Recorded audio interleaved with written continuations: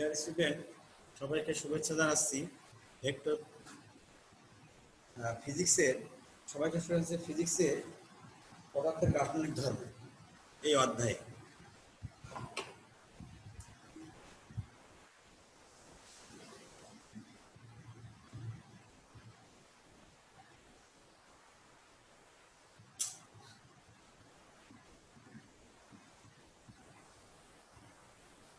এটা পদার্থ প্রথম পত্রের সপ্তম অধ্যায়। এর আগে আমরা তোমাদেরকে পড়াইছিলাম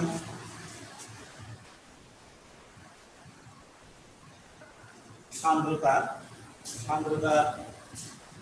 উভয়ের চলার পথে যে বাধা যে কারণে সৃষ্টি হয়, উভয়ের একটা আপেক্ষিক বেগ থাকে। সেই আপেক্ষিক বেগটা যে কারণে মন্দবিত হয় সেটাকে বলা হবে কি সান্দ্রতা। আজকে আমরা পড়ব সান্দ্রতা গুণাঙ্ক। সান্দ্রতা গুণাঙ্ককে আমরা দেখবা ইটা দ্বারা কি করা হয়, প্রকাশ করা হয়। সান্দ্রতা গুণাঙ্ককে আমরা প্রকাশ করি ইটা দ্বারা। সান্দ্র বল এফ সমানুপাতিক হলো কে, আবার সান্দ্র বল এফ সমানুপাতিক হলো ডিভি আর ডিএক্স। তো তুমি ডিভি ডিএক্স দাও, সরণটা এক্স দিবা, ওয়াই দিলে ওয়াই দিতে পারো, তাহলে এফ সমানুপাতিক ডিভি বাই হবে কি ডিওয়াই। এখন প্রশ্ন, এই ডিভি আর ডিএক্সটা কি? এখন এর আগে ডিভি বাই যদি আমি ডিডি লিখছিলাম, যখন প্রথম অধ্যায়ে যখন আমরা ভেক্টর বা তারপরে অধ্যায়ে গতি যখন আমরা পড়াইছি, তখন তোমাকে বলেছি ডিভি বাই ডিটি মানে লেখা যায় কি ত্বরণ এ। আর এখন আমরা পড়তেছি কি DV by DX. DV by DX তার মানে কি সরণের সাপেক্ষে বেগকে আমরা কি করতেছি, ডিফারেন্সিয়েট করতেছি। কাকে? ডিভি বাই ডিএক্স মানে সরণ বাই কি আছে, বেগ বাই কি আছে সরণ। বেগ বাই যদি আমরা সরণের বা বেগকে যদি সময়ের সাপেক্ষে ডিফারেন্সিয়েট করি, তাহলে আমরা পাই কি ত্বরণ। আর এখানে বেগ এবং সরণের অনুপাতটাকে বলা আছে বেগ অবক্রম, বা যেটাকে ইংরেজিতে বলা হয় ভেলোসিটি গ্রেডিয়েন্ট, যেটাকে বলা হয় velocity gradient DV by DX. তাহলে এখানে সান্দ্রতা গুণাঙ্ক ডিপেন্ড করতেছে কার উপরে? এফ সমানুপাতিক হলো কে, আর এখানে এফ সমানুপাতিক ডিভি বাই ডিএক্স। দুইটা সমীকরণ যদি আমরা একসঙ্গে লিখি, তাহলে লিখতে পারি কি এফ সমানুপাতিক এ ডিভি বাই ডিএক্স। প্রথমে আমরা লিখলাম কি এফ সমানুপাতিক, লিখলাম হলো কি এ, তারপর আমি লিখলাম এফ সমানুপাতিক ডিভি বাই ডিএক্স। তাহলে এফ সমানুপাতিক লিখতে পারি কি এ ডিভি বাই ডিএক্স। এখন এই সমানুপাতিক চিহ্নটা যদি আমরা উঠাই দিই, তাহলে একটা কনস্ট্যান্ট আসবে। সেই কনস্ট্যান্টটা কি তোমরা জানো, ফিজিক্সে সমানুপাতিক তুলে দিতে গেলে একটা অবশ্যই কি কোনো একটা কনস্ট্যান্ট আনতে হয়। তাহলে f equal to eta a dv আর কি dx। f equal to eta a dv by dx। এখন যদি আমরা ইটা নিয়ে আসি, এই পাশে eta is equal to f by a dv by কি লেখা যায় dx। তাহলে ইটা ইজ ইকুয়াল টু কত পাইলাম? এটা is equal to f by a আর পেলাম কি dv বাই dx। এখন যদি এইটার সংখ্যাটা দেয়া যায় কিভাবে? একক বেগ অবক্রম বজায় রাখার জন্য একক ক্ষেত্রফলের উপরে যে পরিমাণ বল প্রযুক্ত হবে সেটাকেই বলা হবে ইটা। তাহলে ইটা ইজ ইকুয়াল টু f। কিভাবে হলো? যদি একক বেগ অবক্রম বা একক ভেলোসিটি গ্রেডিয়েন্ট বজায় রাখার জন্য একক ক্ষেত্রফলের উপরে যে পরিমাণ বল প্রযুক্ত হবে তাকেই বলা হবে কি বেগ অবক্রম। তাহলে ইটা ইজ ইকুয়াল টু আমরা লিখতে পারি কি eta is equal to f। কখন? যখন dv by dx equal to 1, a is equal to 1, তখন ইটা ইজ ইকুয়াল টু লিখতে পারি কি f। একক বেগ অবক্রম বজায় রাখার জন্য একক ক্ষেত্রফলের উপরে যে পরিমাণ বল প্রযুক্ত হবে তাকেই বলা হবে সান্দ্রতা গুণাঙ্ক। এটাকে ইটা দ্বারা প্রকাশ করা হয়।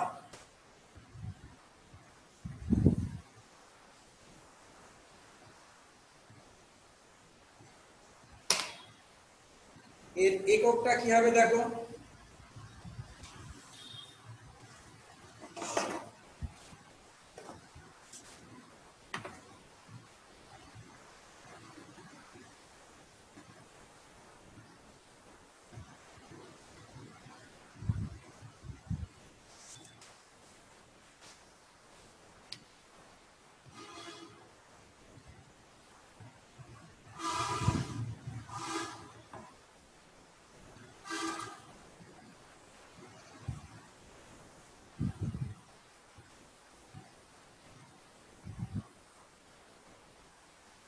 উপরে লিখতে পারি m, নিচে লিখতে পারি a ডিভি বাই লিখতে পারি dx। তাহলে f এর একক কি নিউটন, a এর একক কি মিটার স্কয়ার, আর ডিভি বাই dx। তাহলে ডিভি মানে কি তুমি জানবা মিটার পার সেকেন্ড, আর নিচে আছে কত dx, dx মানে আবার কত আছে মিটার। তাহলে এর একক কি আছে নিউটন, এর এককটা আমাদের হবে হলো নিউটন নিউটন নিউটন নিউটন নিউটনের মধ্যে ভাঙাই, তাহলে newton newton metre per second,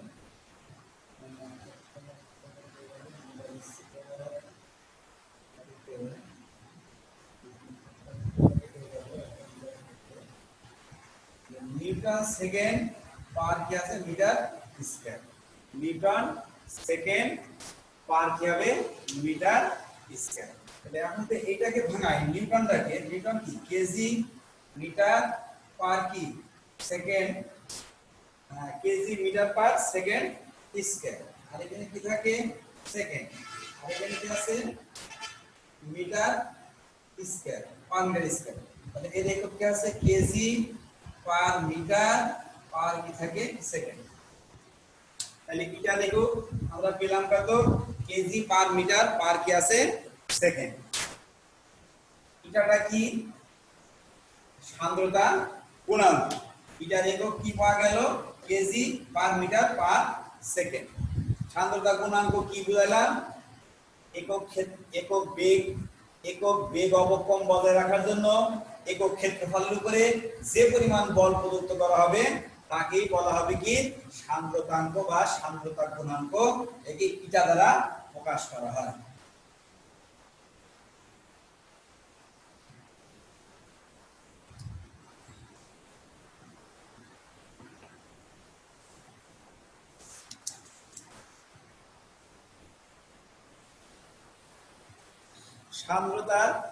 সান্দ্রতার উপর তাপমাত্রার প্রভাব, সান্দ্রতার উপর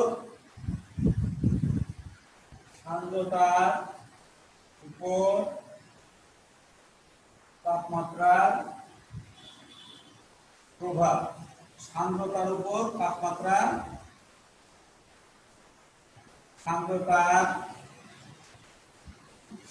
উপর তাপমাত্রার প্রভাব। 1 নম্বর তরলের ক্ষেত্রে, সান্দ্রতার উপর তাপমাত্রার প্রভাব হলো log eta is equal to a plus b by t। এখানে দেখতে পাচ্ছি যে তরলের ক্ষেত্রে তাপমাত্রার সাথে সান্দ্রতা গুণাঙ্কের সম্পর্ক হলো কি ব্যস্তানুপাতিক। তাপমাত্রা যদি বাড়ে তাহলে অবশ্যই কি হবে তোমরা দেখতে পাচ্ছ, তাপমাত্রা যদি বাড়ে তাহলে সান্দ্রতা গুণাঙ্ক অবশ্যই কি কমে যাবে।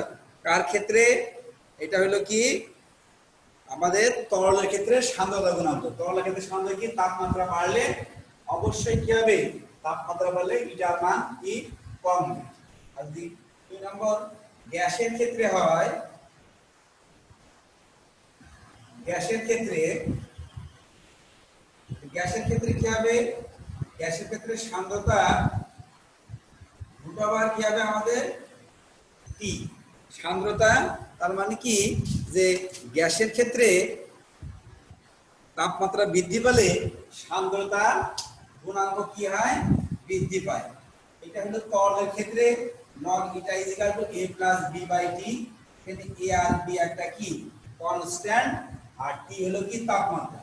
এখন প্রশ্ন হলো কি এই লগ ইটা কিভাবে আসলো সেটা একটা বড় ডেরিভেশনের মাধ্যমে লগ ইটা নিয়ে আসা হয়েছে। এখন আমাদের যেহেতু আমরা ছোট লেভেলে পড়ি ইন্টারমিডিয়েটে, সেই জন্য ওই লেভেলে এই ক্যালকুলেশনটা কিভাবে আনা হয়েছে সেটা দেখানো হয়নি।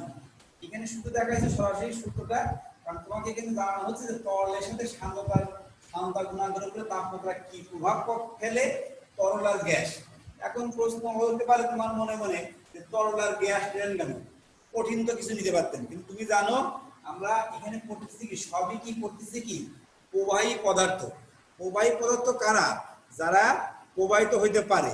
কারা প্রবাহিত হইতে পারে, তরলও প্রবাহিত হইতে পারে আর গ্যাসও কি প্রবাহিত হইতে পারে। কারণ তুমি তরল প্রবাহিত হইতে পারে কিভাবে তুমি জানো, যে আজকে মনে করে দেখলা খুব কালীগঞ্জ বাজারে খুব বৃষ্টি হলো, প্রচন্ড বৃষ্টি, তুমি হাঁটতে পারছো না, মানে এত পরিমাণ বৃষ্টি, তুমি দেখবা যে ঘন্টা দুই পরে যে দেখবা যে পানি সব নেই, পানি কোথায় কি চলে গেছে।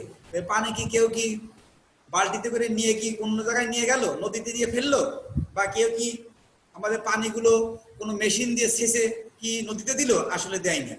পানি কি নিজে নিজেই কি আছে এক জায়গা থেকে আরেক জায়গায়, সবসময় পানির ধর্ম কিন্তু একটাই, সেগুলো সবসময় উঁচু জায়গা থেকে কোন দিকে যাওয়া, নিচু জায়গায় যাওয়া। সে তাহলে কি সে কি প্রবাহিত হইতে পারে। আরটা কি গ্যাস, গ্যাসও তুমি জানো এক জায়গা থেকে আরেক জায়গায় কি প্রবাহিত হইতে পারে। যেমন তুমি যদি ওই ঘরে তোমার শরীরে যদি কোনো বডি স্প্রে দাও, তাহলে দেখবা বডি স্প্রে সেন্ট তুমি পাশের ঘরেও কেউ যদি থাকে, সে কিন্তু তোমার শরীরে কি বডি স্প্রে দিয়েছো বা সেন্ট দিয়েছো কিনা সে কিন্তু বুঝতে পারবে। যেমন মনে করো যে আমাদের এখন করোনা ভাইরাসটা তোমরা দেখতে পাচ্ছ যে এটাও কিন্তু একটা কন্টামিনেন্ট ডিজিজ। করোনা ভাইরাস কি আছে যে ও কি করতে পারে, একাই কি তুমি একজন ব্যক্তি কি করতে পারে, ইচ্ছা করলে হাজার হাজার ব্যক্তিকে সে কি করতে পারে, এফেক্টেড করে দিতে পারে। কিভাবে, মনে একটা বড় ধরনের সেমিনার হচ্ছে, অনেক লোকজনের সেখানে সমাগম, সে কি করলো, হাসি মারলে সে কি হবে, বাতাসের মাধ্যমে তার জীবাণুটা সব জায়গায় কি ছড়ায় যাবে। তাহলে ও কিন্তু প্রবাহিত হইতে পারে। কার মাধ্যমে এখানে প্রবাহিত হয়, গ্যাসের মাধ্যমে প্রবাহিত। তাহলে গ্যাস যদি প্রবাহিত না হইতো, প্রবাহী পদার্থ না হইতো, তাহলে করোনা ভাইরাস এক জায়গা থেকে আরেক জায়গায় সঞ্চারিত হইতে।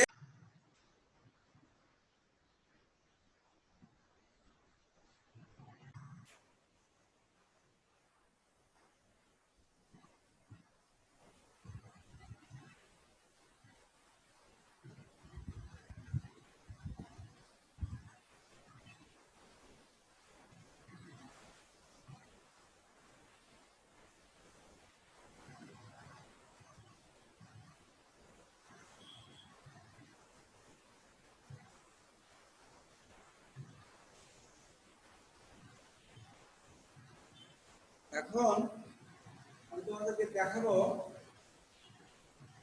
ঘর্ষণ এবং সান্দ্রতার ভিতরে বেসিক্যালি ডিফারেন্সটা কি। ঘর্ষণ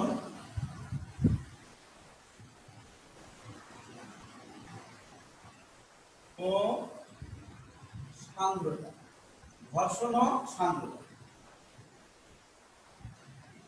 ঘর্ষণ ও সান্দ্রতা, ঘর্ষণ ও সান্দ্রতা। ঘর্ষণ তুমি জানো যে যখন একটি বস্তু অপর একটি বস্তুর উপর দিয়ে চলতে থাকে বা চলতে চেষ্টা করে, তখন বস্তুটার স্পর্শক তলে গতির বিপরীতে যে বাধার সৃষ্টি হয় সেটাকে বলা হবে কি আমাদের ঘর্ষণ বল। আবার বলছি, একটা বস্তু যখন আর একটা বস্তুর উপর দিয়ে চলে বা চলতে চেষ্টা করে, তখন বস্তু দ্বয়ের, যেমন মনে করো আমার এই হাতটার উপর দিয়ে ডাস্টারটা চলতেছে, চলে বা চলার চেষ্টা করে, তখন বস্তু দ্বয়ের সংস্পর্শের তলে গতির বিপরীত দিকে, গতির বিপরীত মানে কি, মনে করো এই ডাস্টারটা চলতে চাচ্ছে এদিকে, ওই ঘর্ষণ বল কাজ করতেছে কি বিপরীত দিকে। যেমন যদি তোমাকে এখানে একটা দেখাই, তুমি এই এই বস্তুটাকে টেনে নিয়ে যাচ্ছে কোন দিকে, মনে করো এই দিকে, ঘর্ষণ বলের চরিত্র কোন দিকে, এই দিকে। তুমি যেদিকে টানবা ঘর্ষণ বল কাজ করবে তার কি আছে, ফ্রিকশন কাজ করবে কোন দিকে, বিপরীত দিকে। ঘর্ষণ বলের চরিত্রই কিন্তু, ওর ধর্মই কিন্তু আজীবন কি, তুমি যে বলে কাজ করবা, তুমি যেদিকে বল প্রয়োগ করতেছো তার বিপরীত দিকে কাজ করা। তুমি যেদিকে বল প্রয়োগ করতেছো তার বিপরীত দিকে কাজ করা। ধর্মই হলো কি, তুমি যেদিকে কাজ করতেছো তার বিপরীত দিকে, ওর বিপরীত দিকে কি ও বল প্রয়োগ করে। তুমি যেদিকে এদিকে আনতেছো ওর কাজ হলো তার বিপরীত দিকে বল প্রয়োগ করা। ঘর্ষণ বলের চরিত্র হলো কি সবসময় বিপরীত দিকে কাজ করে। ঘর্ষণ বলের ক্ষেত্রে আমরা তো জানি যে কি জানি যে F সমানুপাতিক, আমরা জানি কি যে এই একটা বস্তুর ওজন যত বেশি হবে তার ঘর্ষণ বল কত হবে, বেশি হবে। যদি এদিকে মনে করো যে এদিকে কি আছে আমাদের mg আছে, mg এর প্রতিক্রিয়া বল কি মনে করো কি উপরের দিকে কি আছে r। তাহলে তুমি বুঝতে পারছো যে এখানে কি যে ঘর্ষণ বলটা সবসময় কার সমানুপাতিক, এই r এর সমানুপাতিক, মানে কি এই ওজনের সমানুপাতিক। তাহলে আমরা লিখতে পারি কি এখানে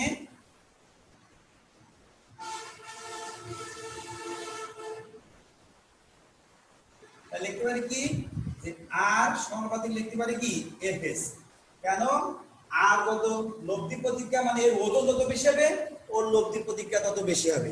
তাহলে তুমি দেখবা যে অনেক সময় মোটা, যারা একটু মোটা প্রকৃতির মানুষ তাদের দেখবা কি স্যান্ডেল বেশি ক্ষয় হয়।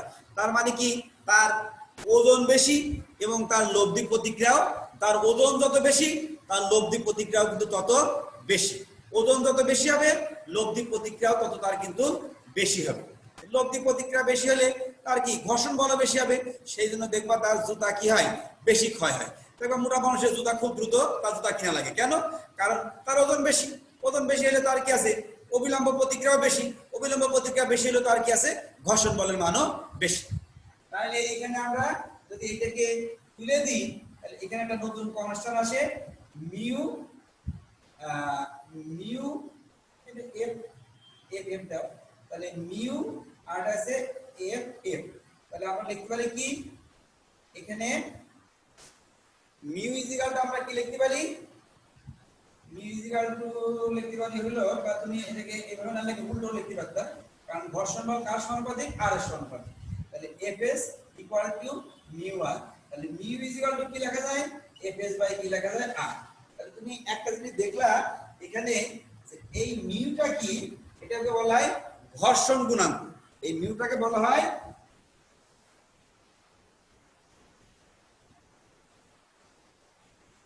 এই মিউটাকে বলা হয় কি ঘর্ষণ গুণাঙ্ক। এমনি তুমি সান্দ্রতা তুমি তো জানো, সান্দ্রতা কি যে প্রবাহের চলার পথে বিভিন্ন আপেক্ষিক গতিকে যে বল দ্বারা মন্দবিত করে তাকেই বলা হচ্ছে কি সান্দ্রতা, সেটাকেই বলা হচ্ছে আমাদের সান্দ্রতা। তার মানে কোনো একটি প্রবাহী তার বিভিন্ন স্তরের আপেক্ষিক গতির বিরুদ্ধে যে বল প্রয়োগ করে তাকেই বলা হচ্ছে প্রবাহের কি সান্দ্রতা।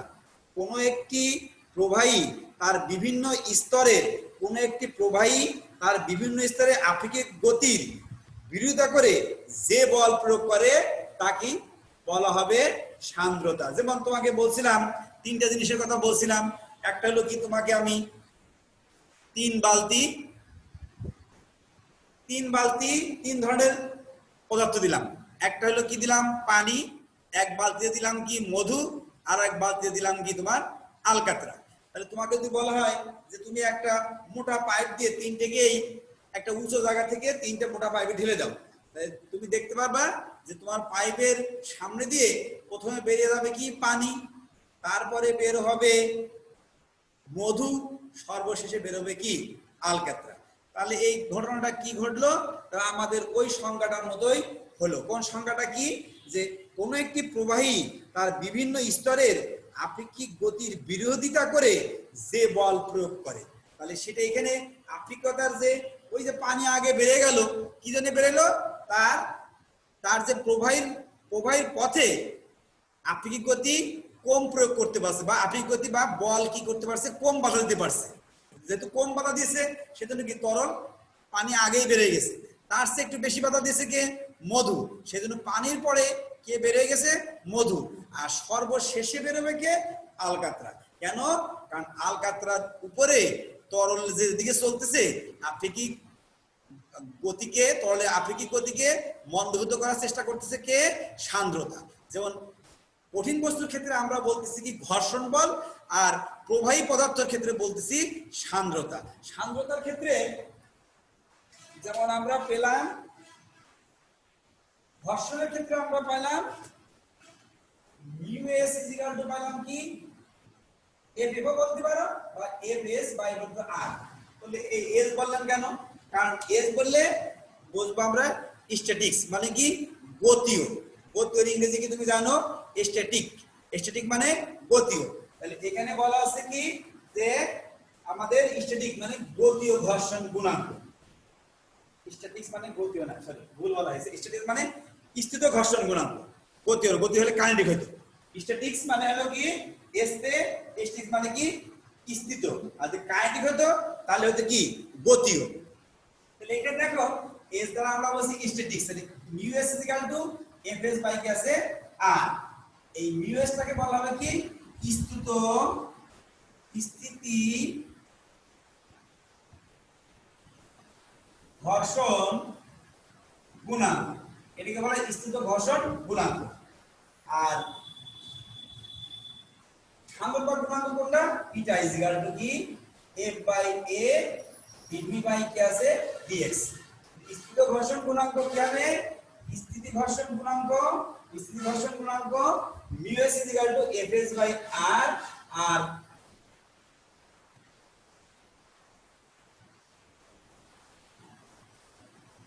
সান্দ্রতা, সান্দ্রতা গুণাঙ্ক বা সান্দ্রতাঙ্ক, সান্দ্রতাঙ্ক eta is equal to F by A by লেখা যাবে ডিভি বাই কি লেখা যাবে ডিএক্স। কোন কোন বইতে লেখা আছে F by A DV by DY, এটা লেখা থাকতে পারে কারণ আমরা সরণটা এখানে এক্স ধরছি। কোন কোন বইতে সরণটাকে কি ধরেছে? ওয়াই ধরেছে।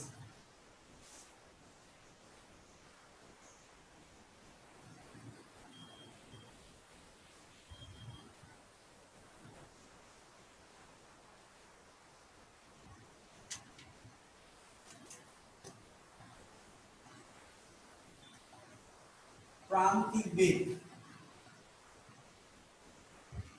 প্রান্তিক বেগ, আন্তঃবেগ, যেটাকে ইংরেজি বলা হয় টার্মিনাল ভেলোসিটি।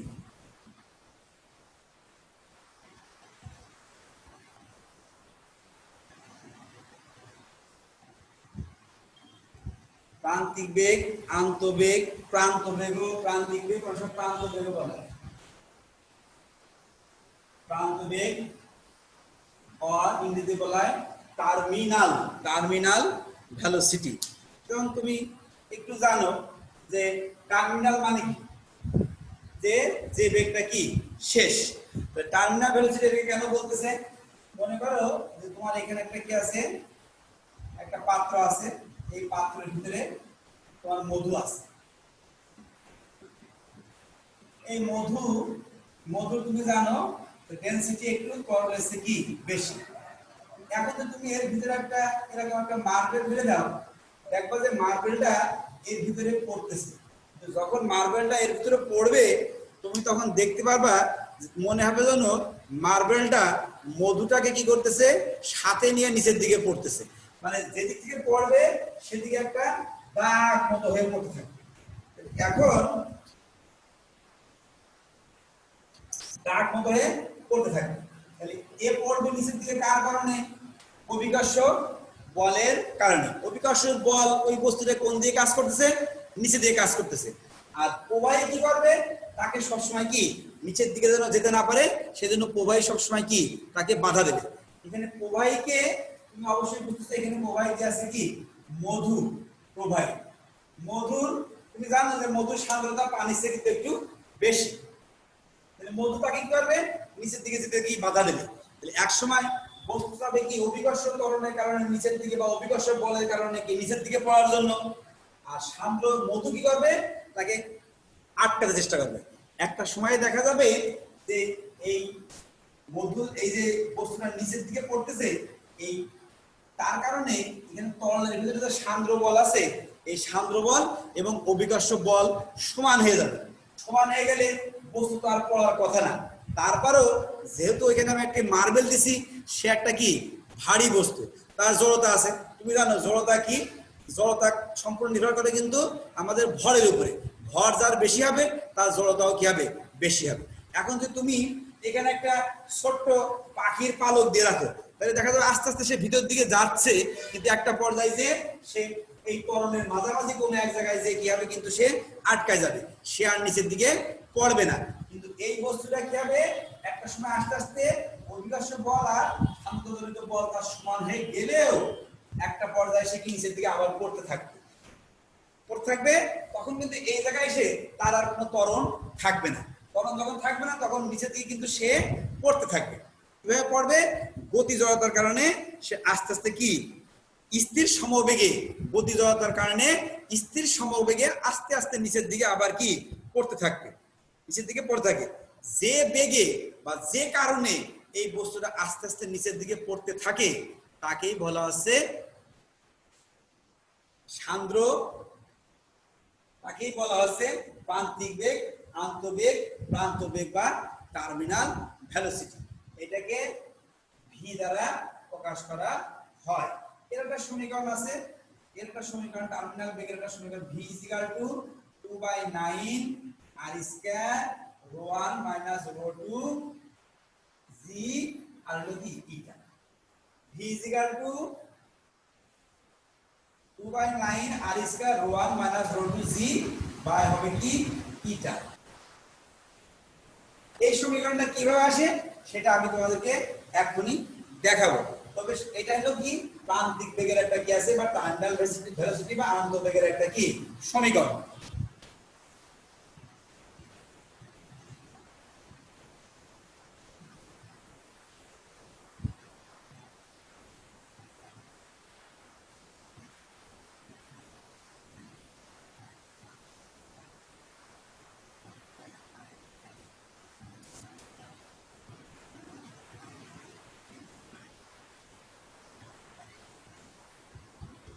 মনে করো যে আর ব্যাসার্ধে একটা গোলক ভি প্রান্তিক বেগে ইটা সান্দ্রতা গুণাঙ্ক বিশিষ্ট কোন তরলের ভিতরে পড়তেছে।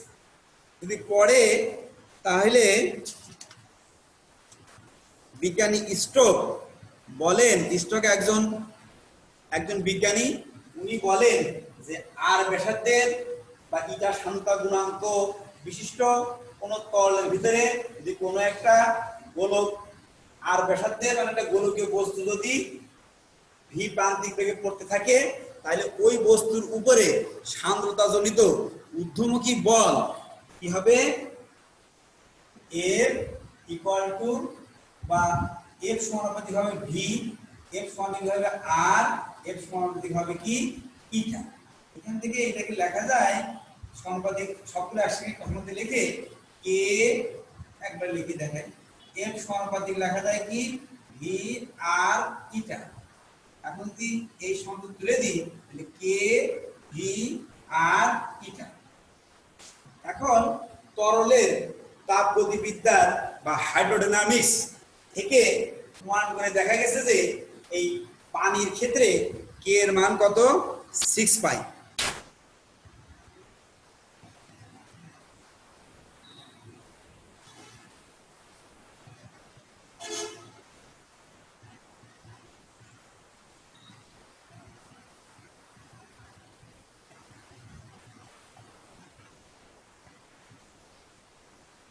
তাহলে f ইকুয়াল টু লেখা যাবে কি 6 পাই ভি আর লেখা যাবে eta. f equal to 6 pi V R লেখা যাবে ইটা।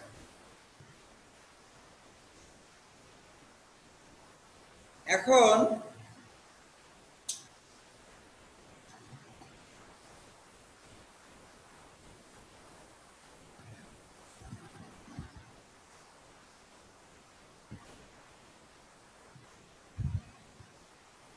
এই বস্তুটা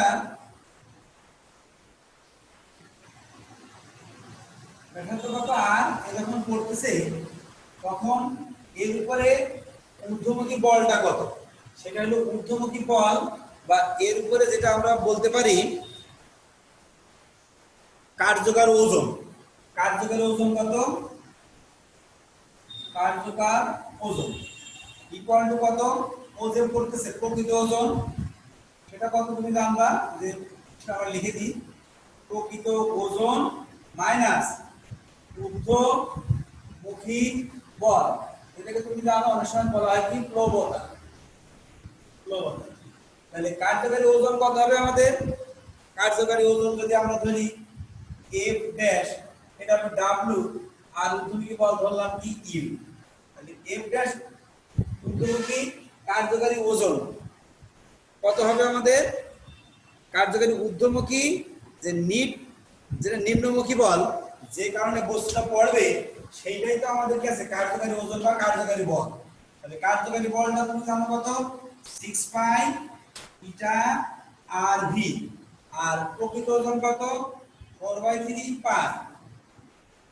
গোলকের ব্যাসার্ধ যদি আর হয় তাহলে 4/3 পাই এটা আয়তন ইনটু গোলকের ঘনত্ব মনে করো ρ1। আর এই যে যার ভিতরে পড়তেছে তার ঘনত্ব মনে করো ρ2, আর এই ঘনত্ব ρ1। এটাকে লেখা যাবে কি 4/3 পাই আর কিউ, লেখা যাবে কি ρ2। তোমার দরকার কি ভি এর মান বা ইটার মান বের করা। এখানে থাকছে কি 6 পাই ইটা আর ভি। এখানে যদি আমরা 4/3 পাই আর কিউ কমন নিই, ρ1 মাইনাস লেখা যায় কি ρ2। এখন দেখো এখান থেকে আমরা কেটে দিই, তাহলে থাকে কি আর স্কয়ার পাই পাই দিলাম কাটা। তাহলে যদি ইটা নিয়ে আসি তাহলে লেখা যায়, দেখো কি লেখা যায় 4/4 লেখা যায় কত? 3/4 3/4 2 লেখা যায় কত? 9 2/9।